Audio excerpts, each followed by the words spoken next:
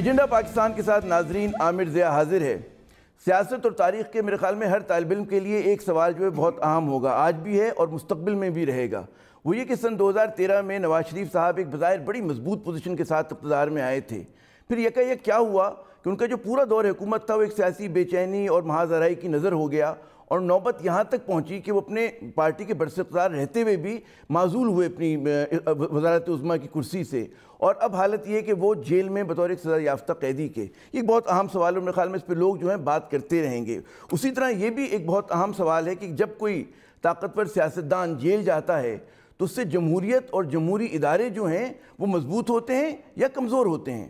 اور ایک اور اسی سے جڑا ہوا اہم سوال جو میں سمجھتا ہوں کہ تمام جو لوگ پاکستان کی جمہوریت میں اور جمہوریت کے تجربے میں وہ شامل ہیں اور اس کو بڑا کلوزلی مانیٹر کر رہے ہیں، وہ یہ کہ ہماری جو جمہوریت ہے وہ خواص کی جمہوریت ہے یا عوام کی جمہوریت ہے، اور وہ جو جمہوریت ہے وہ عوام دوستی زیادہ کرتی ہے، عوام دشمنی زیادہ کرتی ہے۔ آج ہم انہی اہم موضوعات پر بات کریں گے، اور ہمارے آج کے پروگرام کے خصوصی مہمان ہیں سینیٹر مشاہد اللہ خان صاحب، کسی تعارف کے محتاج نہیں، سینئر لیڈر ہیں پاکستان مسلم لیگ نون کے، اور ان کے دو تین تعارف ہیں۔ پہلا تعارف تو یہ کہ چاہے پارٹی پر اچھا وقت ہو یا برا وقت ہو، بڑی مضبوطی سے کھڑے ہوتے ہیں اس کے ساتھ۔ دوسرا یہ کہ بڑی بات جو ہے اپنی دو ٹوک انداز سے دھڑلے سے کرتے ہیں، مضبوطی سے کرتے ہیں۔ تو جب آدمی کوئی مضبوطی سے بات کرتا ہے تو اس سے دوست بھی بناتا ہے اور اپنے مخالفین بھی بہت زیادہ بناتا ہے۔ بہت شکریہ مشاہد صاحب، آپ ہمارے پروگرام میں آج شریک ہو رہے ہیں۔ یہ سوال میں نے بہت بار کئی مرتبہ کیا، آپ سے بھی لوگوں نے کیا ہوگا، میرے علاوہ بھی کیا، آن دا ریکارڈ بھی کیا، آف دا ریکارڈ بھی کیا، کہ یہ ہوا کیا کہ جب ہم لوگ 2013 میں انالائز کر رہے تھے اور ہم کہہ رہے تھے کہ جی نواز شریف صاحب سب سے تجربہ کار سیاستدان ہیں اب، اور اب جس طرح سے اقتدار میں آئے ہیں تو لگ یہ رہا تھا کہ بڑا اسموتھ سیلنگ ملے گی، جو تجربہ ان کے ساتھ تھا، جو سیٹس ان کے پاس تھیں۔ یہ ہوا کیا کہ چیزیں جو تھیں اچھے سے یکلخ جو ہیں اس حد تک پہنچ گئی جو میں نے ابھی کہا کہ وہ آج جیل میں ہیں۔ کیا اس پہ آپ کا تجزیہ ہے؟ جی بسم اللہ الرحمن الرحیم۔ دیکھیں اسموتھ سیلنگ میں یہ سمجھتا ہوں کہ آج تک کسی حکومت کو، سویلین گورنمنٹ کو ملی ہی نہیں، کبھی بھی نہیں ملی، سمیت قائد اعظم کے، سمیت لیاقت علی خان کے، سمیت دیگر محمد علی بوگرا، چودھری محمد علی، خواجہ ناظم الدین۔ اور اسموتھ سیلنگ اگر ملی ہے تو پرویز مشرف کو ملی ہے، ایوب خان کو بھی ملی ہے 10 11 سال، اور کوئی پوچھنے والا نہیں ہے۔ ذوالفقار علی بھٹو صاحب کو بھی ملے پہلے 5 سال۔ ذوالفقار علی بھٹو کو بھی میں نہیں سمجھتا ملی ہے۔ دیکھیں میں آپ کو بات بتاؤں کہ ذوالفقار علی بھٹو صاحب کا دور ایک مختلف دور ضرور تھا، لیکن وہ پی این اے کی کمپین کس نے چلائی تھی؟ پی این اے کے 9 ستاروں نے، اور جس نے بھی چلائی تھی اس کو چھوڑ دیں۔ میں جو آپ کے سوال کا جواب دے رہا ہوں کہ اگر اسموتھ سیلنگ ملی ہوتی تو پی این اے کی کمپین تو نہ چلتی نا۔ اس سے یو ڈی ایف کیسے بنا تھا؟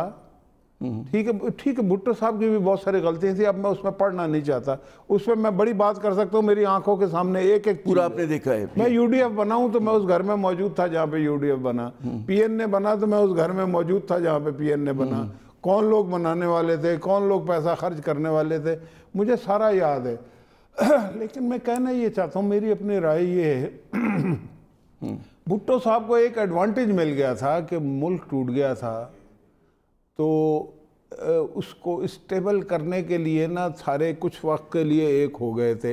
اس کو اگر انہیں اسموتھ سیلنگ کہہ لیں تو ضرور ملی تھی کچھ سال انہیں، باقی کسی کو اچھا یہ اس سے کیا میں یہ سمجھوں کہ جو آپ نے کہا کہ کسی بھی سویلین حکومت کو اسموتھ سیلنگ نہیں ملی، اس کی وجہ یہ کہ ان کی ہماری سیاسی تنظیمیں جو ہیں وہ کمزور ہیں، اس کی وجہ یہ کہ ہمارے جو سویلین ادارے ہیں وہ کمزور ہیں، اس کی یہ وجہ ہے کیا؟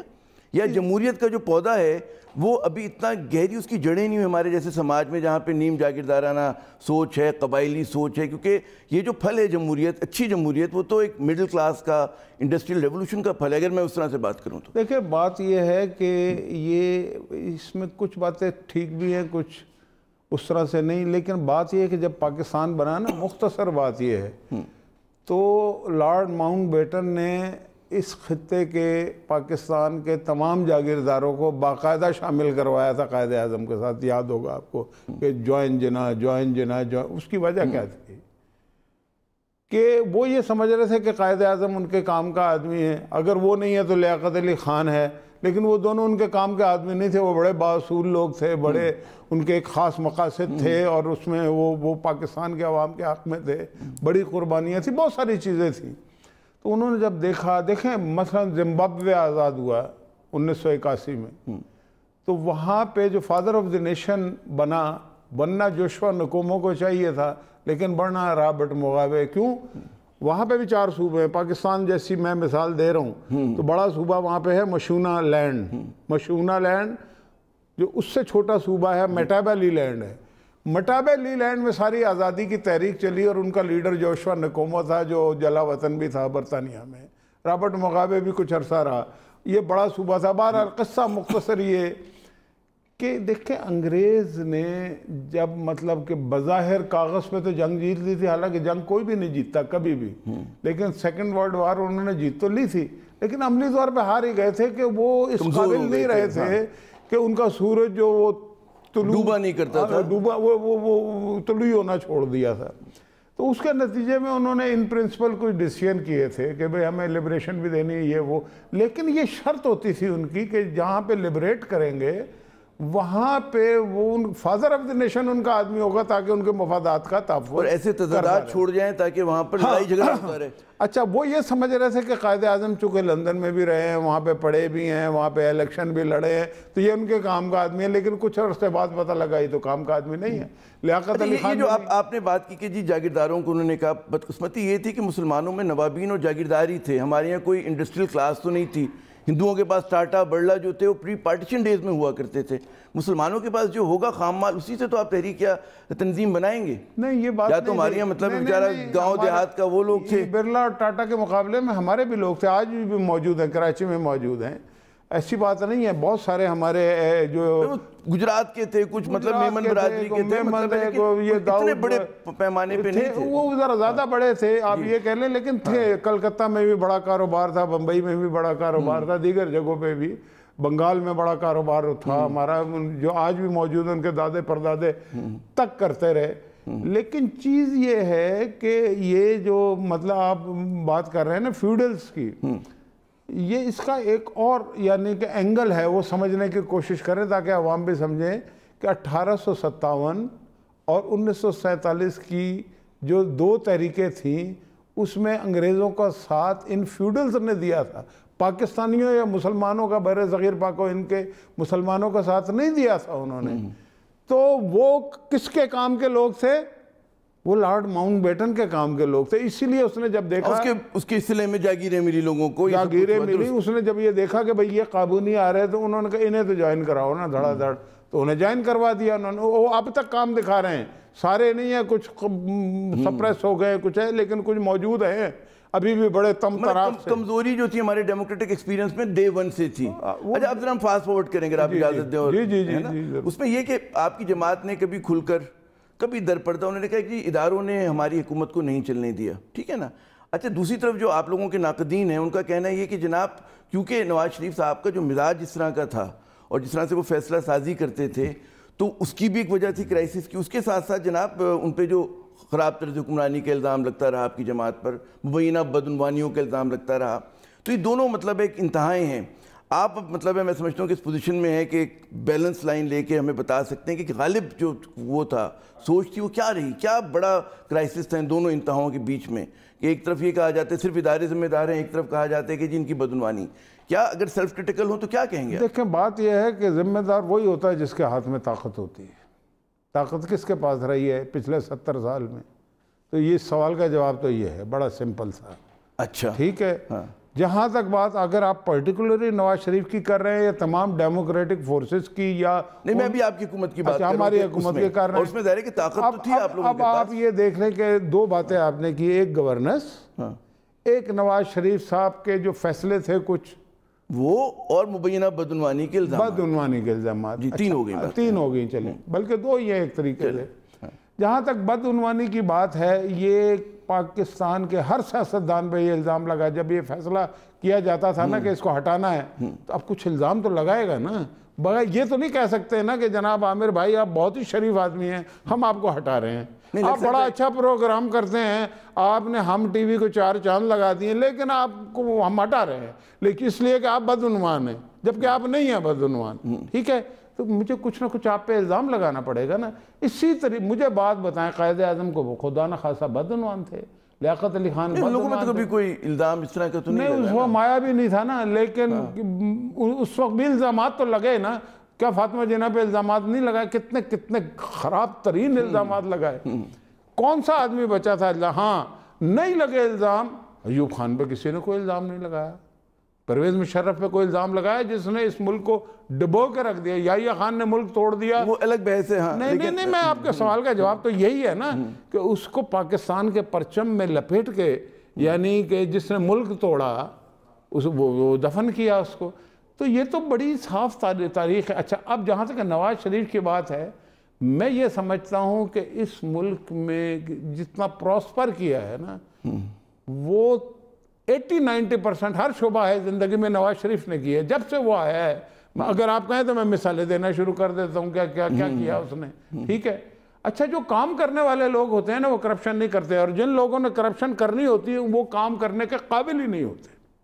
یہ میرا ایک آرگومنٹ ہے بڑا بھاری بھرکم. تیسری بات یہ ہے کہ 1 روپے کی کرپشن نہ پرویز مشرف 10 سال ثابت کر سکا، یہی نیب تھی نا، بلکہ یہ زیادہ سخت تھی. ٹھیک ہے. انہوں نے نواز شریف کے اوپر ایونچولی ہیلی کاپٹر کیس بنایا، ہائی جیکنگ کیس بنایا. اس کا مطلب ہے کہ کرپٹ نہیں تھا نا بھائی. ابھی یہ لگے ہوئے ہیں 2-3 سال سے، بات کچھ اور ہے. اب سب کو پتہ بھی ہے لنڈن سازش بھی تھی، لنڈن پلان بھی تھا، اس کے پیچھے کون سی طاقتیں تھیں، کیا کر رہی تھی، پیسہ کس نے دیا، میڈیا کے ایک حصے کو کس نے خریدا، پھر انہوں نے آگے سے کیا کیا، یہ ساری چیزیں جو ہے. پھر نواز شریف کو وزارت عظمیٰ سے ہٹا دیا گیا. ٹھیک ہے. اور مطلب اتنا مجھے ایک چیز سمجھائیے، اور میرے خیال میں ہمارے ناظرین بھی سمجھنا چاہیں گے کہ کیا وجہ ہے کہ وہ نواز شریف کو ہٹانے پہ بقول آپ کے اتنی ساری قوتیں جو تھیں وہ مل گئیں اور وہ چاہتی ہیں ہٹانا؟ کیوں؟ مطلب اگر وہ اتنا اچھا کام کر رہے ہیں، یہ اچھا سوال ہے نا، کوئی وجہ ہوتی ہے نا کہ بھئی آپ نے کیوں انٹیگنائز کیا، کوئی وجہ ہونی چاہیے اس چیز کی. بالکل وجہ ہونی چاہیے. دیکھیں بات یہ ہے، پاکستان ایک اسلامک ریپبلک ہے. ٹھیک ہے. پاکستان اگر کوئی کمیونسٹ یا سوشلسٹ یا کوئی ایسی ملک ہوتا نا لبرل فلانا جس کا اسلام سے مسلمانوں سے کوئی تعلق نہ ہوتا تو یہ حالات نہ ہوتے. پاکستان بہت آگے جا چکا ہوتا. 56 اسلامی ملکوں میں پاکستان واحد ملک ہے جو یہ کہتا ہے کہ پاکستان کا مطلب کیا لا الہ الا اللہ محمد رسول اللہ. ٹھیک ہے. باقی اور بھی بہت سارے ہیں ملک اچھے ہیں، ایران ہے، یہ ہے وہ ہے، سارا کچھ ہے. لیکن پاکستان کی حیثیت تھوڑی سی ایکسکلوسیو اس لیے ہے کہ یہ ایک نیوکلیر پاور ہے. اچھا یہ بہت تکلیف دہ بات ان لوگوں کے لیے، اسپیشلی اسرائیل کے لیے. اسرائیل کی میں بات اس لیے کر رہا ہوں کہ اسرائیل کو صرف تل ابیب تک آپ محدود نہ کریں. اسرائیل دنیا کا رولر ہے، وہ امریکہ پہ بھی رول کرتا ہے، انہوں نے دنیا کی اکانومی کو اپنے ہاتھ میں کیا ہوا ہے. پھر یہ ہے کہ وہ بڑے فنڈامنٹلسٹ ہیں. وہ جو کہتے ہیں اب وہ یہ ان کا ایک گروپ یہ کہتا ہے 220 سال بعد. میں یہ سمجھوں کہ آپ کہنے بین الاقوامی قوتیں جو ہیں نواز شریف صاحب کے خلاف کار فرما ہو گئی تھیں، یہ آپ کہنا چاہتے ہیں؟ نواز شریف کے خلاف نہیں، مسلمانوں کے خلاف، پاکستان کے خلاف. جب مسلمانوں کے خلاف ہوں گی تو پاکستان ایک بڑی مضبوط فوج ہے، بڑی اچھی ایک انٹیلیجنس ایجنسیز ہیں، نیوکلیئر پاور ہے. اچھا نیوکلیئر پاور جس طریقے سے بنا ہے وہ آپ کو پتہ ہے. اس وقت حالات ایسے تھے، اس میں کچھ لوگوں کا رول تھا، وہ بن گیا. اس میں نواز شریف کا بھی بڑا مرکزی کردار ہے. ٹھیک ہے. اور لوگوں کا بھی ہے. اچھا وہ ابھی تک تکلیف میں ہے کہ یہ کیوں بنا. 56 ملک ہیں وہ تو نہیں بنا، یہ کیسے بن گیا؟ اس کو روکو. یہ آئیڈیالوجیکل ملک ہے، اور آپ 700-800 سال یا اس سے پیچھے چلے جائیں تو مسلمانوں کی ان سے لڑائی ہوتی رہی ہے نا. ٹھیک ہے. اچھا مسلمان بہت ساری جگہوں پہ حکمران بھی رہے ہیں. میری گزارش سن لیں ایک جملہ اور. اب وہ ایک یعنی کہ پری ایمپٹیو ان کی پالیسی ہے کہ یہ آئندہ کہیں دوبارہ حکمران نہ بن جائیں، ان کو سپریس کرنا ہے، ان کو چھوڑنا ہی نہیں. ڈی اسٹیبلائز کر کے رکھیں. D stabilise. اچھا ڈی اسٹیبلائز کوئی ملک کیسے ہوتا ہے؟ بہترین بات یہ ہے کہ وہاں پہ فوجی حکومتیں آئیں، اس لیے کہ وہ زیادہ آگے جا نہیں سکتی چاہے اچھا بھی کام کریں. ٹھیک ہے. دنیا مانتی نہیں ہے ان کو. تو 2 چیزیں ہیں آج کل دنیا میں، وہ ملک جو پراسپر کر رہے ہیں، جو بڑی طاقت کہلاتے ہیں، وہ یہ ہے کہ ایک نیوکلیئر پاور ہو، دوسری اکانومی اچھی ہو. نیوکلیئر پاور پاکستان ہو گیا. اکانومی کو ٹھیک سوائے نواز شریف کے آج تک کسی نے نہیں کیا. اس نے میں وہی سوال، آپ نے بڑی مطلب اچھا بیک گراؤنڈ تاریخی پس منظر کے ساتھ بتا رہے ہیں. تو یہاں پہ جو ایک تاثر دیا جاتا ہے اور دیا جاتا ہے، آپ کوئی بھی علم میں ہوگا کہ نواز شریف صاحب جو ہیں وہ بین الاقوامی جو کہتے ہیں نا قوتوں کا کھیل کھیل رہے تھے. یہ بھی تو الزام لگا نا نواز شریف صاحب پہ. کیا کھیل؟ میں تو جو الزامات کی میں بات کروں کہ جو تنقید جو ہوتی رہی کہ مطلب ہے چاہے کہتے ہیں نا کہ اداروں کو انڈرمائن کرنا, جو ایک الزام لگا بہت بڑا لگا. کون سا مسئلہ ادارہ انڈرمائن کیا مجھے بتائیں. میں آپ کو ابھی بتاتا ہوں کہ میں آپ سے سوال کر رہا ہوں نا, اداروں کو مضبوط کرنے میں ان کا کیا کردار ہے. مثلاً لوگ یہ کہتے ہیں, چلے میں پہلے اپنی بات پوری کر لوں کہ جناب کیبنٹ یہ کہ ان کا جو انداز حکمرانی تھا وہ شخصی تھا. یا تو اپنی کچن کیبنٹ پہ بھروسہ کرتے تھے, اپنی کیبنٹ کا اجلاس تک نہیں بلاتے تھے. یہ بہت آپ کے پاس عدد و شمار ہوں گے اس کے. اچھا, اسی طرح اسمبلیز کے اندر ہم دیکھتے ہیں کہ اسمبلی کو جو آپ لوگ اب شور مچاتے ہیں کہ عمران خان نہیں آتے, نواز شریف صاحب بھی لفٹ نہیں دیا کرتے تھے اسمبلی کو. اچھا, بہت سارے جو جمہوریت میں ویلز ود ان ویلز ہوتے ہیں, جب آپ کوئی بھی فیصلہ کرتے ہیں بڑا, فرض کریں کسی ملک سے دوستی کا یا تعلقات کو بہتر بنانے کا, اس میں بھی تمام لوگوں سے مشاورت اور اعتماد میں لے کر کرتے, سولو فلائٹ نہیں کرتے. تو اس طرح کی چیزیں جو ہو رہی تھیں جس کو کہا جاتا ہے کہ جنہوں نے شخصی طور پہ کیا اور بجائے اس کے کہ سب کو ساتھ لے کے چلتے ہیں نا ٹرو ڈیموکریٹک وے, اس طرح سے نہیں چلے. جی دیکھیں, اب یہ پروپیگنڈا ہے نا, حقیقت اس کے میں آپ کو نہیں کہہ رہا کہ آپ میں تو سوال بیان کر رہا ہوں نا آپ کو, میں آپ کو کہہ بھی نہیں رہا کہ آپ پروپیگنڈا کریں. آپ ایک سوال ہے ضرور, یہ موجود سب کے ذہن میں ہے, یہ سوال موجود ہے, نہیں سب کے ذہن میں نہیں ہے, لیکن یہ ہے سوال, اس میں کوئی شک نہیں. درست. اب بات یہ ہے کہ دیکھنا یہ پڑے گا اداروں کو مضبوط کیسے کیا جاتا ہے اور کمزور کیسے کیا جاتا ہے, اور نواز شریف نے کیا کیا, یہی بات ہے نا. اب مثلاً جس وقت ضیاء الحق کی حکومت ختم ہوئی تو اس وقت جو جمہوریت کے سر پہ سب سے بڑی تلوار مضبوط لٹک رہی تھی وہ 58(2)B کی تھی. ایک تلوار, دوسری اتنی ہی بھاری تلوار, ٹھیک ہے, وہ تھی فلور کراسنگ کی. اچھا, یہ ساری چیزیں اگر کوئی شخص چیزوں کو اپنے ہاتھ میں رکھنا چاہتا ہو تو وہ ان کو کبھی بھی ختم اس لیے نہیں کرے گا کہ وہ جب چاہے گا 58(2)B لگا لے گا, یہ کر لے گا وہ. لیکن یہ کس نے ختم کی؟ کسی اور نے نہیں, محمد نواز شریف نے.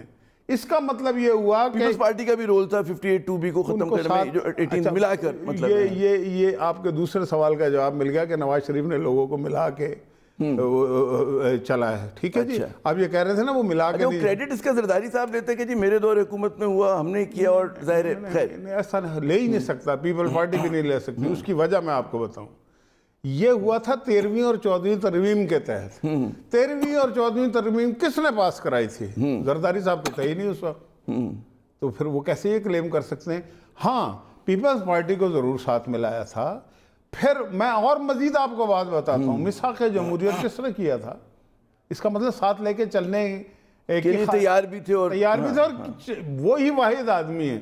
اب دیکھیں نا, فلور کراسنگ 58(2)B, یہ دو چیزیں جو تھیں یہ اس بے دردی کے ساتھ جمہوریت کے خلاف استعمال ہوئیں کہ جس کی تاریخ میں مثال نہیں ملتی. اس کو کسی اور نے ختم نہیں کیا, نواز شریف نے ختم کیا. اس کا مطلب آپ کے سوال کا میں نے جواب دیا. اس پہ کاؤنٹر آرگیومنٹ یہ آتا ہے کہ یہ بیریئر تھی کہ براہ راست ملٹری ٹیک اوور نہ ہو, کیونکہ اندر سے مطلب ایک احتساب کا نظام تھا کہ وداؤٹ ڈیزالونگ دا اسمبلیز, مطلب جمہوریت کو ریل سے پٹری سے ہٹائے بغیر اور فوج بھی نہ آئے, تو اس میں یہ بڑا کلیدی کردار ادا کری تھی. کیونکہ پھر اس کے جو جس طرح کی اصلاحات ہوئیں, تمام طاقت جو تھی وہ آ گئی آپ کے لیڈر آف دا ہاؤس کے پاس, اور وہ ان اکاؤنٹیبل ہو گیا, جس کی وجہ سے ہم نے دیکھا کہ مزید پرابلمز ہوئے. نہیں, پہلے یہ 58(2)B کون استعمال کرتا تھا؟ صدر کرتا تھا نا, وہ بھی پارلیمنٹ کرتا تھا. پارلیمنٹ کرتی تھی. پارلیمنٹ کہاں؟ نہیں, میں یہ نہیں کہہ رہا, پارلیمنٹ نے اس کو طاقت دی تھی نا. بات یہ ہے کہ ایک پاور جو غیر مرئی قوتوں کے ہاتھ میں تھی, ان سے لے کے جمہوریت کو دے دی, تو پھر جمہوری کون ہوا اور انسٹیٹیوشن کو مضبوط کس نے کیا؟ بڑی سمپل سی بات ہے. بڑا اہم سوال ہے, مجھے خطا کلامی کرنی پڑے گی کیونکہ ناظرین یہاں پہ لینا ایک وقفہ. آپ دلچسپ گفتگو سن رہے ہیں مشاہد اللہ خان صاحب کی. جب ہم وقفے کے بعد دوبارہ آئیں گے تو ایک اور بڑا سوال جو ہمیشہ لوگ کہتے رہتے ہیں اور ہم روز اخبارات میں پڑھتے ہیں, ٹی وی پہ دیکھتے ہیں, کہ اگر احتساب کا پہیہ گھومتا ہے اور اس کی زد میں سیاستدان آتے ہیں تو اس سے جمہوریت کمزور ہوتی ہے یا مستحکم ہوتی ہے, مضبوط ہوتی ہے؟ ہم بات کریں گے وقفے کے بعد.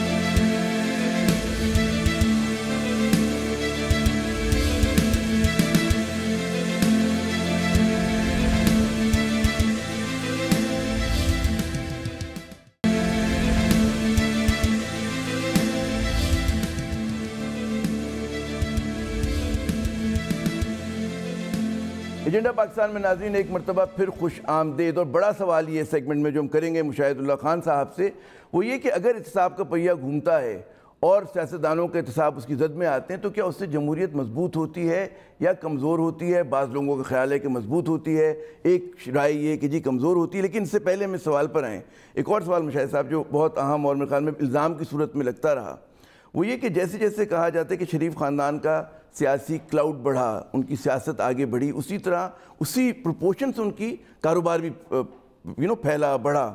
ایک مثال دی جاتی کہ جی 1985 سے 90 تک وہ جب سی ایم تھے اور تو ایک یونٹ ہوا کرتا تھا بزنس یونٹ، وہ بڑھ کر 9 ہو گئے اس اسنا میں، پھر جب وہ پرائم منسٹر بنے تو 9 سے 28 ہو گئے 91 سے 93 کے دوران۔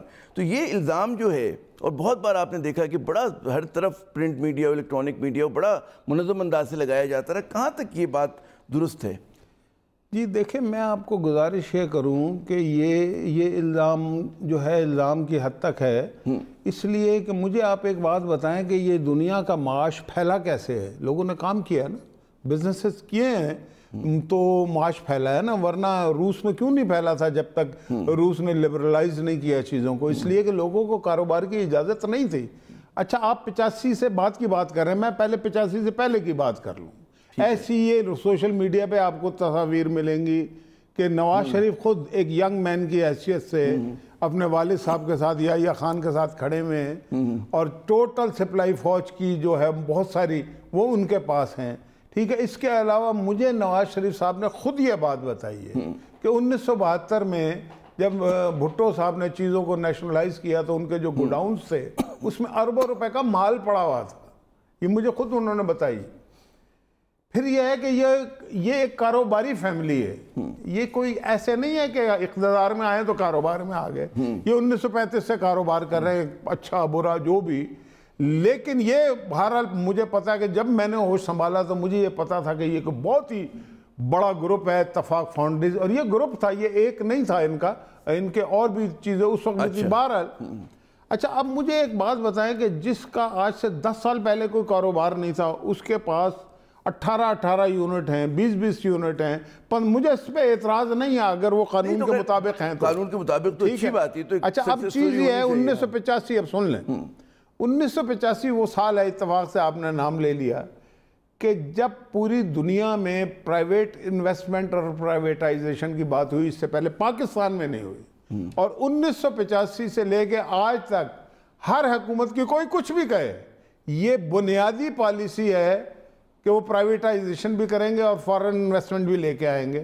اس سے پہلے تو فارن انویسٹمنٹ کا تصور ہی نہیں تھا، مایہ ہی نہیں تھا دنیا میں، تو انویسٹمنٹ آتی کہاں سے؟ چائنا کا برا حال تھا، روس کا برا حال تھا، امریکہ ایک تھا پراسپر، یورپ نے کچھ تھوڑا بہت کیا ہوا تھا، ان سے تھوڑا بہت لنک تھا، چلتا تھا سلسلہ، لیکن ایک دم بوم سا آیا نا پوری دنیا کے اندر، یہ جو 85 کے بعد آیا اصل میں۔ افریقہ میں بھی بہت سارے ملکوں میں۔ تو آپ سمجھتے ہیں اس کی وجہ یہ تھی ان کے کاروبار دیکھیں نا، صرف انہوں نے اگر کیا ہوتا پھر تو آپ کا سوال بڑا ہی جائز تھا۔ یہ ایسے سینکڑوں لوگوں نے کھربوں پتی ہو گئے ہیں جن کے کاروبار اتنے سے تھے، اتنے بڑے ہو گئے۔ اچھا، میرے خیال میں یہاں پہ جو تنقید بنتی ہے مشاہد صاحب، اس کی وجہ یہ ہے کہ لوگ جو سوال کرتے ہیں کہ ایک آدمی جس کا سیاست سے تعلق نہیں، صرف کاروباری ہے، تو لوگ اس پہ اتنا سوال نہیں کریں گے، لیکن جب آپ پبلک فگر ہوتے ہیں تو آپ کا ہر عمل، ہر آپ کا جو کہتے ہیں نا کہ جو بولیں گے، جو قدم اٹھائیں گے، وہ مائکروسکوپ کے نیچے ہوگا۔ یہ وجہ ہے میرے خیال میں کتنا زیادہ لوگ اس پہ بات کرتے ہیں اور سوال پوچھتے ہیں۔ دیکھیں، یہ بات اس صورت میں بنے گی۔ دیکھیں، دو ہی طریقے ہوتے ہیں نا انسان کو اپنے معاش کا ذریعہ تلاش کرنے کے لیے، دو باتیں ہیں نا، یا تو آپ نوکری کریں گے کہیں پہ، یا آپ بزنس کاروبار کریں گے۔ اچھا، یہ وہ فیملی ہے جو پیدائشی کاروباری تھے، مطلب حکومتوں میں آگے نہیں بنے۔ میں تو آپ کو 85 سے پہلے کی بات بتا رہا ہوں نا، جب یہ اربوں روپے کے ان کے اگر گوڈاؤن میں صرف سامان پڑا تھا تو پیسہ، اسی لیے جب نیشنلائزیشن ہوئی تو دبئی میں جا کے انہوں نے پھر اپنی وہ پوری کھڑی کر لی تھی امپائر۔ تو اس وقت سیاست میں تو نہیں تھے نا، یہ جتنا کچھ آج باتیں لوگ کر رہے ہیں یہ سب سیاست میں آنے سے پہلے میں پوائنٹ نوٹڈ ایک اور موضوع کی طرف، چونکہ وقت کم ہے اور باتیں ظاہر ہے بہت ساری اور دلچسپ باتیں ہیں، وہ جو میں نے اس کے سیگمنٹ کے شروع میں کہا کہ جب احتساب ہوتا ہے، کوئی طاقتور سیاستدان جیل میں جاتا ہے کوئی بھی، اور اس کے اوپر ظاہر ہے کہ عدالت نے اس کو کنوکٹ کیا، تو اس کے نتیجے میں جمہوریت کمزور کیسے ہوتی ہے؟ دیکھیں جمہوریت میں یہ سمجھتا ہوں کہ جمہوریت احتساب سے مضبوط ہوتی ہے، کمزور نہیں ہوتی، یہ میری چلیں اس پہ اتفاق ہو گیا، میں بالکل اتفاق ہے، لیکن احتساب اکراس دی بورڈ ہونا چاہیے اور ٹرانسپیرنٹ ہونا چاہیے، اور احتساب کرنے حوالوں کے ہاتھ بالکل صاف ہونے چاہیے۔ ہمارے ملک میں احتساب ہو رہا ہے ایسا ایسا، یہ بھی ایک وقت میں آئیڈلائز ہم کریں گے اس کو کہ بڑا اچھا ہو رہا ہے، ابھی تک جو صورتحال ہے نا، اب مثلا میں کل کی مثال دیتا ہوں آپ کو، ثاقب نثار صاحب چیف جسٹس ہے نا، انہوں نے میاں نواز شریف کا احتساب کرنے میں بڑا مرکزی کردار ادا کیا، لیکن آپ ذرا بندے کو آپ دیکھیں کہ وہ لندن جاتا ہے تو پی ٹی آئی کے لوگ انہیں ریسیو کرتے ہیں اور اگلے دن وہ ان کے ساتھ بیٹھ کے پریس کانفرنس کرتا ہے اور ان کے گھروں میں ٹھہرتی ہے ان کی فیملی۔ ابھی اس وقت وہ کینیڈا میں موجود ہے، اور کس کے ساتھ موجود ہے؟ ان کی تصویریں سوشل میڈیا پہ ہر جگہ پی ٹی آئی کے لیڈران کے ساتھ، یہاں سے گئے ہیں وہ، فردوس عاشقوان اور وہ فیصل، ان کے ساتھ انہوں نے ٹریول کیا۔ اب ایسا آدمی اگر احتساب کرے گا، اچھا یہ مزے کی بات یہ ہے کہ نواز شریف کا اس نے احتساب کیا، جے آئی ٹی بنوائی، فلانا ہوا، یہ ہوا، وہ ہوا، اور وہ مائکروسکوپ لے کے بیٹھ گیا کہ کسی طریقے سے اس کو ہٹانا ہے، کیونکہ ایک لندن سازش ہوئی تھی جس کو لندن سازش کرنے والوں نے خود آشکار کیا، ہم نے نہیں کیا، گنڈاپور نے کیا، رضا حیدر عابدی نے کیا، وہ جو مرڈر ہو گئے، وہ ساری بات آپ کو پتہ ہوگی، اب کہ اس پہ بھی میں روشنی ڈال دیتا ہوں۔ تو اب مجھے ایک بات بتائے، ایک ایسا آدمی اگر احتساب کا اچھا، وہ پھر عمران خان کو صادق اور امین میں قرار دے دیتا ہے، مطلب ایک طرف نواز شریف کو وہ جیل میں ڈالتا ہے، اس سے وزارت عظمیٰ لے لیتا ہے، دوسری طرف عمران خان کو صادق اور امین بناتا ہے۔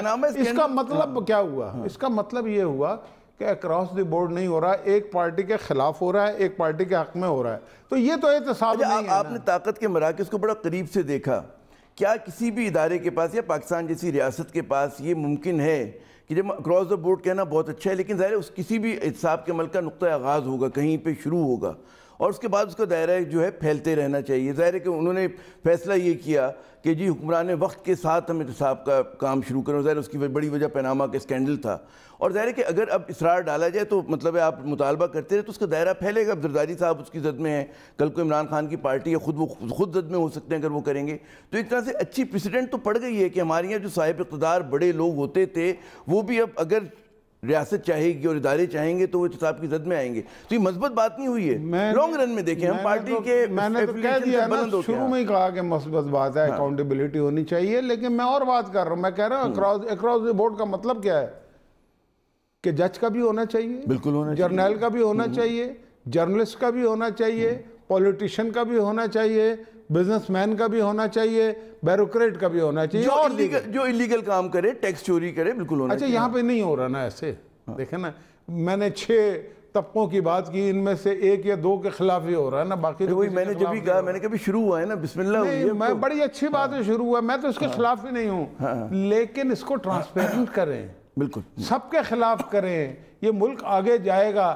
لیکن آپ احتساب کو سیاسی مقاصد کے لیے استعمال کریں گے، حکومتوں کی شکست و ریخت کے لیے استعمال کریں گے، تو پھر ملک پیچھے چلا جائے گا۔ اور اس وقت بدقسمتی سے یہی ہو رہا ہے کہ نواز شریف کو سزا کسی گناہ کی یا جرم کی نہیں دی جا رہی۔ آپ پاناما کی بات کر رہے ہیں، پاناما میں تو سزا نہیں دی، اچھا پاناما میں بھی نام بھی نہیں ہے، پاناما میں جن کا نام ہے وہ سارے حکومتوں میں بیٹھے ہوئے ہیں، تو اس کا مطلب ہے کہ یہ سب مطلب کہ آئی واش ہے، ٹھیک ہے۔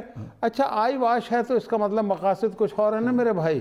اچھا وہ مقاصد حاصل بھی کر لیے ہیں اور ابھی تک حاصل کیے جا رہے ہیں، اس کو انتقام کا نشانہ بنایا جا رہا ہے، اس کو بیٹی کو جیل میں ڈال دیا، اس کو جیل میں ڈال دیا، شہباز شریف کو ڈال دیا، دیگر لیڈروں کے ساتھ، بیوی اس کی بیچاری جان فانی سے رخصت ہوگی، آج دن تک انتقام، طنز، تشیع اور جناب تیر برسائے جاتے ہیں روزانہ، مطلب وہ آگ ہی نہیں ٹھنڈی ہو رہی۔ تو یہ جو احتساب ہوتا ہے نا، اس کے اندر آگ نہیں ہوتی۔ ہاں یہ ظاہر ہے کہ فیئرنیس، آبجیکٹیوٹی، ساری چیزیں ہوتی ہیں، اور میرے خیال میں اچھا وہ ہوتا ہے نا، وہ ہے نا کہ لگے گی آگ تو آئیں گے گھر کئی زد میں، یہاں پہ صرف ہمارا مکان توڑی ہے۔ بات یہ ہے کہ مکان بہت سارے لوگوں کا سمجھنا چاہیے، میں پھر دوبارہ کہتا ہوں کہ احتساب ہونا چاہیے، کیوں نہیں ہونا چاہیے، اکراس دا بورڈ ہونے چاہیے۔ لیکن ایک بات ہم لوگ بطور قوم اور بطور ہمارے سیاستدان اور ہم جیسے صحافی بھی، اینکر پرسن بھی، ہم میں منفیت زیادہ غالب ہے۔ ہم گلاس کو آدھا بھرا ہوا نہیں دیکھ رہے.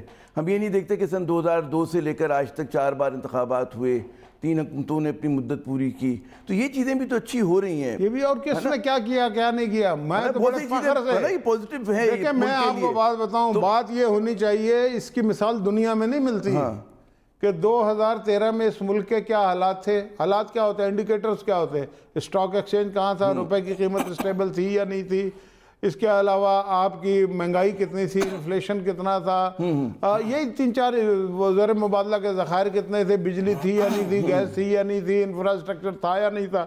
یہ سارے کام, اس کے باوجود کہ دھرنے سے شروع پہلے سال سے آخری دن تک کام نہیں کرنے دیا, اس کے باوجود اس نے ڈیلیور کیا. نہ صرف اس نے کیا, اس کے بھائی کو پنجاب اسپیڈ کا خطاب پاکستان سے نہیں ملا, چائنا سے ملا, جو خود اسپیڈی لوگ ہیں.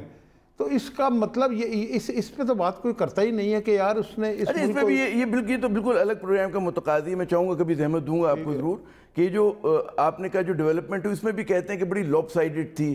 اس میں بھی کہا جاتا ہے کہ اس کی اتنی بیسز, سینٹرل پنجاب میں زیادہ اس کی فوکس تھا, ساؤتھ پنجاب اگنور ہوا. لیکن یہ پھر ہم کبھی بات کریں گے, کریں گے لیکن بات درست نہیں. ہاں لیکن میرے خیال میں یہ میں نے کہا یہ پرسیپشن آپ نے بھی سنا ہوگا. اچھا ایک اور سوال جو جمہوریت سے منسلک ہے, کیونکہ میں آج آپ سے کانسیپٹس کے اوپر بات کر رہا ہوں کہ موروثی سیاست کو کہا جاتا ہے جمہوریت کے لیے بڑی خطرناک ہوتی ہے, بری چیز ہوتی ہے. ہمارے ہاں یہ موروثی سیاست کا جو ایک وہ ہے زہر جو ہے وہ بہت زیادہ مضبوطی کے ساتھ, اب یہ نہیں ہوتا کہ صرف مطلب ہے کہ یا تو بھائی آئے گا, بیٹی آئے گا, بیٹا آئے گا. مطلب ہے پیپلز پارٹی میں ہم دیکھیں, پی ایم ایل این میں دیکھیں, اپنی مذہبی جماعتوں میں دیکھیں, ہر جگہ پہ آپ یہ نیشنلسٹ پارٹیوں میں دیکھیں. ہماری یہ جو چیز ہے جو جمہوریت کی نفی کرتا ہے, اس میں ایک اچھا پولیٹیکل ورکر, اس کے لیے بہت کم چانس ہوتا ہے کہ وہ نیچے سے اوپر آئے اور ایک مرکزی قیادت کو سنبھالے. آپ کے خیال میں یہ چیز بدلے گی اگلے 5-10 سال میں, 15 سال میں؟ کوئی اس کا آپ کے ذہن میں آئیڈیا ہے؟ جی بات یہ ہے, دیکھیں 2 چیزیں ہیں. پہلی بات تو یہ ہے کہ یہ کام صرف پاکستان میں نہیں ہو رہا, یہ دنیا بھر میں ہو رہا ہے. ٹھیک ہے, یہ ساؤتھ ایشیا میں ہو رہا ہے, ہمارے جیسے ممالک میں بھی, ہمارے ممالک میں بھی. مغرب میں تو مثال نہیں دینا کہ اگر وہ بش کے خاندان کے لوگ آ رہے ہیں تو, لیکن وہ اس طرح سے نہیں آتے کہ میرا حق ہے کیونکہ میں بش کا بیٹا ہوں تو میں جا کے اس پارٹی کا لیڈ کروں گا. ٹرمپ بھی آ سکتا ہے نا وہاں پر. میں جو آرگومنٹ دینے جا رہا ہوں نا, میں اس لیے کہہ رہا ہوں کہ دیکھیں ایک جرنیل کا بیٹا جرنیل ہو جاتا ہے, کوئی پوچھتا بھی نہیں ہے, یا وہ کرنل میجر ہو جاتا ہے. انجینئر کا بیٹا اچھا انجینئر اس لیے ہو سکتا ہے کہ باپ کو دیکھتا ہے نا کام کرتے ہوئے. تو سیاستدان کے بچے جو ہیں وہ بھی سیاست ہوتے ہوئے پیدائشی طور پہ دیکھتے آ رہے ہوتے ہیں, تو وہ ان چیزوں کو زیادہ بہتر سمجھتے ہیں. انڈیا میں بھی تو ہو رہا ہے نا, جمہوریت ہے نا. میں وہی کہہ رہا ہوں کہ انڈیا میں ہوتا ہے, فلپائن میں ہو رہا ہے, یہاں بندرا نائکے تھی, یہ ادھر سری لنکا میں اور بہت ساری جگہوں پہ ہو رہا ہے. اس کو چھوڑے, میں 2 باتیں اس معاملے میں یہ کرنا چاہتا ہوں. پہلی بات تو آپ نے جو وراثت کی نا, جی یہ بات ساری درست نہیں. وراثت کا پتہ کیا, وراثت ہے سعودی عرب میں ہے, ٹھیک ہے. وراثت یہ ہوتی ہے کہ ایک بندہ ہے, وہ حاکم وقت ہے, تو اس کے بعد ایک چین بنی ہوئی ہے, سب کو پتہ ہے کہ اب کراؤن پرنس جو ہے وہ اس کا بڑا بیٹا ہوگا, اس سے چھوٹا والا بیٹا وہ پرنس ہوگا یا کوئین ہوگی, یا جس طرح پیپلز پارٹی میں کراؤن پرنس بلاول زرداری ہے نا. پارٹی کی بات کر رہا ہوں, میں ایک بات کروں, میں تو ایک بڑی بات, ابھی اپنی پارٹی کو ڈیفینڈ کر رہا ہوں اس وقت میں. نواز شریف ہیں, اور کہا یہ جا رہا ہے کہ آپ کی پارٹی میں مریم صاحبہ جو ہیں کراؤن پرنسز ہیں.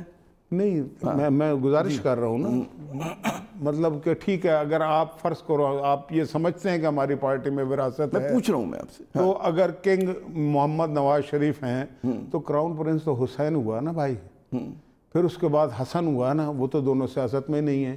اس کا مطلب کیا ہوا؟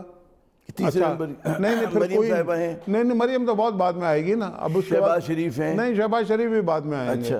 یہ جو کنگڈم شپ ہے نا, میں اس کی بات کر رہا ہوں, وراثت جس کی ہے. وراثت میں پہلے 2 بیٹے آئیں گے, پہلے بیٹے آئیں گے, بیوی آئے گی, کوئن جو ہے وہ جو اب اس جہان میں نہیں ہے, مطلب تکلیف دہ ہے نا. اس پر تو میں بات نہیں کر رہا کہ نواز شریف کے ساتھ جو ظلم ہو رہا ہے یا ہو چکا ہے اور نہ کردہ گناہوں کا پہ ہو رہا ہے اور انتقام لیا جا رہا ہے, وہ ایک علیحدہ بات ہے. لیکن نہ حسن ہے, نہ حسین ہے, نہ بیگم کلثوم نواز ہے. مریم کو کہیں کوئی عہدہ ابھی تک نہیں دیا گیا, ٹھیک ہے. تو کیسے یہ وہ لیگیسی ہے وراثت کی؟ وراثت کے اصول ہیں نا کچھ, تو ابھی آپ کا کہنا کیونکہ فارملائز نہیں ہوا تو یہاں پر یہ الزام آپ لوگوں دوسری بات یہ ہے، اچھا مجھے ذرا سا خطا کلامی یوں کرنی پڑ رہی ہے کہ ایک بار وقفہ لے لیں، وقفے کے بعد آ کے اپنا پورا پوائنٹ جو ہے بتائیے گا، اور آپ سے ایک اور بھی جو بہت اہم سوال ہم جو رہ گیا ہے جو ہم آخری سیگمنٹ میں بات کریں گے کہ مشاہد صاحب کیسے دیکھتے ہیں کہ پی ٹی آئی کی حکومت کی کارکردگی کی تعریف میں کیا کہیں گے، ہم سنیں گے وقفے کے بعد۔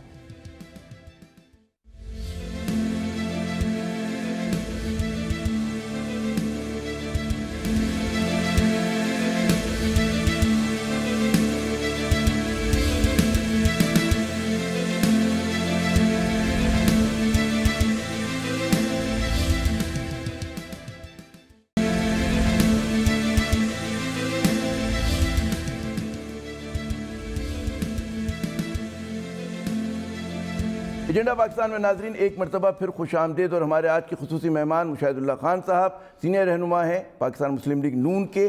میں نے وقفے میں جانے سے پہلے یہ کہا تھا کہ جی میں پوچھوں گا کہ آپ کوئی تعریفی کلمات ادا کریں پی ٹی آئی کی حکومت کے لیے، لیکن میں ایک اور سوال پہلے کروں گا آپ کی اجازت سے۔ آپ جو تقریر کرتے ہیں، جو انٹرویو دیتے ہیں، اس میں ایک دو شعر آپ، بلکہ ایک دو کیا بعض اوقات اس سے بھی زیادہ کچھ اشعار پڑھ دیتے ہیں، نظم پڑھ دیتے ہیں، غزل پڑھ دیتے ہیں، کتنے اشعار یاد ہیں آپ کو؟ اور جب میں آپ سے وقفے میں بھی بات کر رہا تھا کہ مجھے نوابزادہ نصر اللہ خان صاحب کی یاد آتی ہے کہ ان کی بھی کوئی پریس کانفرنس جو ہوتی تھی یا تقریر بغیر شعر کے مکمل نہیں ہوتی تھی، اور اب یہ جو رجحان ہے کم ہوتا جا رہا ہے ہمارے نئے سیاستدانوں میں۔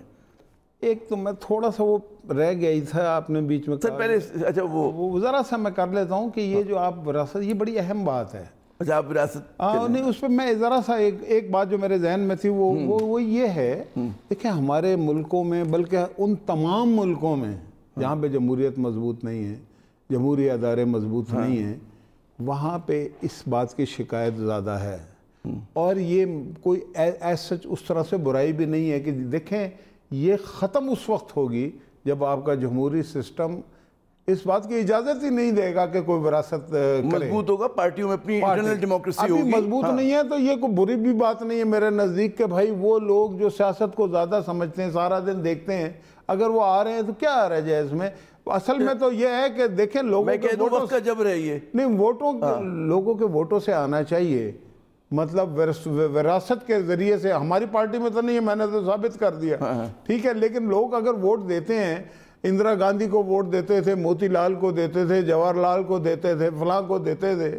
چلیں پوائنٹ نوٹڈ، اور اس پہ میرے خیال میں ایسا ہی دوسری بات شعر و شاعری، اب آ جائیں شاعری کی طرف، ہاں جو آپ کا پسندیدہ موضوع ہمارا بھی ہے۔ دیکھو شعر و شاعری کی بات جہاں تک ہے، یہ مجھے بچپن سے نا، ہمارے ماں باپ نے اللہ غری کے رحمت کریں دونوں کو، انہوں نے اس بات کا اہتمام کیا کہ پڑھنے لکھنے، مثلا بچوں کی دنیا رسالہ ہمارے گھر میں آیا کرتا تھا جب بہت چھوٹے تھے، اخبار ہمارے گھر میں آیا کرتا تھا۔ مجھے جب اردو نہیں پڑھنی آتی تھی تو اسٹارٹ میں نے ٹارزن کو پڑھنے سے کیا تھا جو جنگ میں آیا، ننے کے کارنامے آپ پڑھتے وہ سارا کچھ، پھر داستان امیر حمزہ، تو فلانا، تو پھر ابن صفی کے ناول، پھر نسیم حجازی کے ناول، پھر رسالے آتے تھے، ڈائجسٹیں آتی تھی، یہ سارے پڑھے، پھر شعر و شاعری کی کتابیں آتی تھیں، تو ایک عادت سی پڑ گئی۔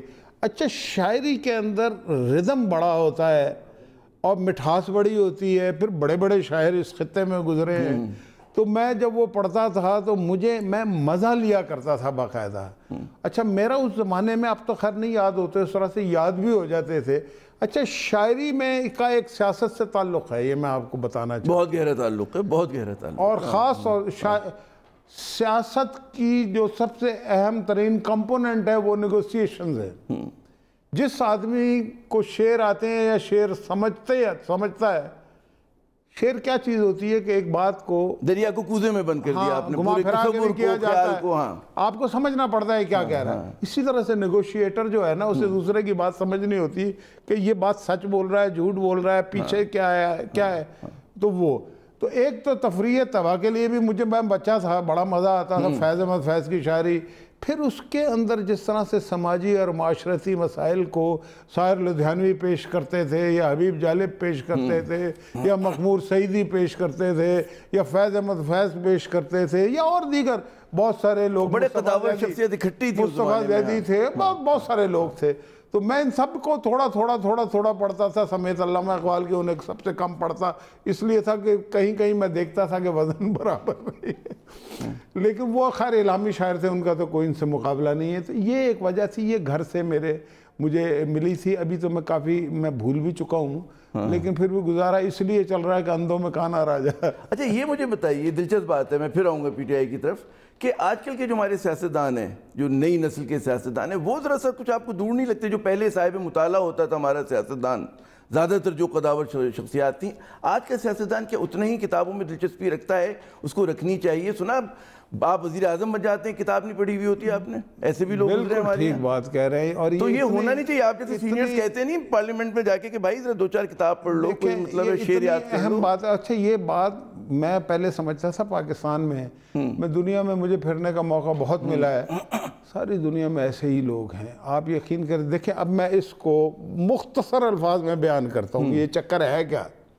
دیکھیں 2 چیزیں، آپ عامر ضیاء بیٹھے ہوئے، ایک آپ کا جسم ہے، ایک آپ کی روح ہے. 2 چیزیں. جسم کا آرام جو ہے وہ میٹیریل سے ملتا ہے. روح کا جو آرام ہے، روح کا آرام جو روح کا سکون ہے، روح کی بالیدگی، وہ جو ہے آئیڈیالوجی سے ملتی ہے. اور آئیڈیالوجی کے لیے اقرا باسم ربک الذی خلق، خلق الانسان من علق.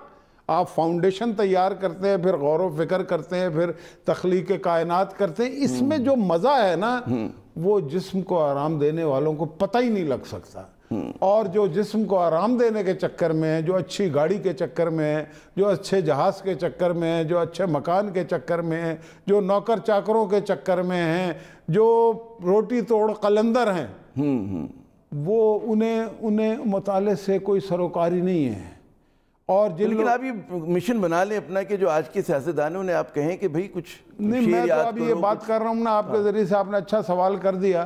بات صرف شاعری کی نہیں ہے، ہاں کتاب کی بات، فلسفہ، تاریخ یہ اللہ نے کہا، ساری دنیا کو، صرف مسلمانوں کو نہیں کہا.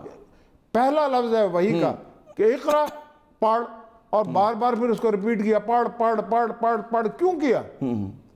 یہ جو آج دنیا میں جو مسائل ہیں نا، اس کی وجہ یہ ہے کہ اقرا کے قریب سے نہیں گزرتے ہم. تو آپ کے سوال کا جواب یہی ہے کہ جب تک اقرا پہ نہیں چلیں گے آپ غور و فکر نہیں کر سکتے. پوری قوم کو ضرورت ہے اس کی، ہر پوری قوم کو ضرورت ہے، اور قوم کو چلانے والوں کو زیادہ ضرورت ہے، سیاستدانوں کو. جو باعث جو صاحب ثروت ہیں ان کو بھی ضرورت ہے، جو صاحب اقتدار ہیں ان کو بھی ضرورت ہے، جو صاحب اختیار ہیں ان کو بھی ضرورت ہے. اچھا کیونکہ وقت کم ہے، 2-3 منٹ ہمارے پاس، اور میں بہت مشکل سوال آپ سے کروں گا، اور مجھے امید ہے کہ بڑا ایمانداری سے آپ ساری ظاہر کی ایمانداری سے جواب دیں گے، اس کے علاوہ ہم کوئی توقع نہیں رکھتے آپ سے. وہ یہ کہ حکومت کی، جب آپ اس پہ اختلاف میں، حکومت کے اوپر تنقید کرنا سب سے آسان کام ہوتا ہے.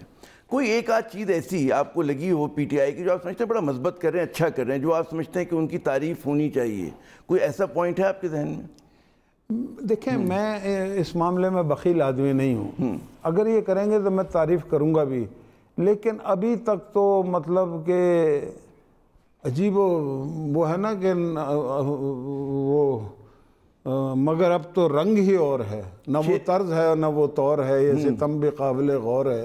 تجھے اپنے حسن کا واسطہ مجھے بھول جا، مجھے بھول جا میرے ساقیہ، مجھے بھول جا میرے دل ربا، مجھے بھول جا. نہ وہ دل رہا، نہ وہ جی رہا، نہ وہ دور عیش و خوشی رہا، نہ وہ ربط و ضبط دلی رہا، نہ وہ اوج تشنہ لبی رہا. میں علم نواز ہوں آج کل، میں شکستہ ساز ہوں آج کل، میں سراپا راز ہوں آج کل. مجھے اب خیالوں میں بھی نہ لا، مجھے بھول جا، مجھے بھول جا میرے ساتھ. تو بھائی بات یہ ہے کہ کوئی چیز ہو، کوئی ایک آدھ چیز غلطی سے 7 مہینے میں کوئی تو کارنامہ کیا ہوگا، کوئی تو اچھی چیز، کوئی بیان، کوئی عمل، کوئی چیز ایسی. دیکھیں بات یہ ہے کہ وہ بھی یاد کریں کہ جی مشاہد صاحب نے یہ ہماری تعریف میں کہا، اور اس سے انسپائر ہو کہ وہ زیادہ اچھا کام کریں. نہیں میں یہ سمجھتا ہوں، میں بتایا ابھی پاک بھارت ایشو پہ مطلب کہ عمران خان صاحب نے تو ایک غلط کام کیا، لیکن اوورآل ایک پوسچر بہتر گیا ہے، فوج کا بھی بہتر گیا ہے، ایئر فورس کا بہت ہی بہتر گیا ہے، انٹیلیجنس ایجنسیوں کو بھی بہتر گیا ہے. اگر عمران خان نے وہ جو تمام اپوزیشن کو اکٹھا متحد ہو رہے تھے لوگ، جس میں وہ خود نہیں آئے، وہ تفرقے کی بات تھی. لیکن اگر مجموعی طور پہ دیکھیں تو یہ میرا خیال ہے کہ قابل اطمینان بات ضرور تھی. کہ جب ہمارے سامنے ایک چیلنج آیا تو پوری قوم جو تھی، ہر ادارہ جو تھا، سب ایک صفحے پہ تھے. ویسے اپوزیشن کا زیادہ کردار ہے، لیکن چلے ان کو ہم دے دیتے ہیں کریڈٹ کہ بھائی چلے یہ بھی اس میں بیچ میں تھے، اور انہوں نے بھی یعنی کہ اس اتحاد کے ساتھ لے کے چلے، اور جس کے نتیجے میں ہمیں ایک وقار بہرحال حاصل ہوا. دنیا کے جو نقشہ ہے اس کے اوپر۔ بہت بہت شکریہ مشاہد صاحب، آپ نے اپنا قیمتی وقت دیا۔ ناظرین سنیے آپ نے مشاہد صاحب کی گفتگو، اور اس کا جو میں کہوں گا کہ حاصل یہ ہے کہ اگر کوئی ملک کے سامنے بڑا چیلنج ہو تو اس میں پھر اس بات کی تفریق نہیں کرنی چاہیے کہ اس بے اقتدار میں کون ہے، اس بے اختلاف میں کون ہے۔ ملک کے لیے سب کو ایک صفحے پر اس کا ہونا بہت ضروری ہے۔ عامر ضیاء کو اگلے پروگرام تک کے لیے اجازت، خدا حافظ۔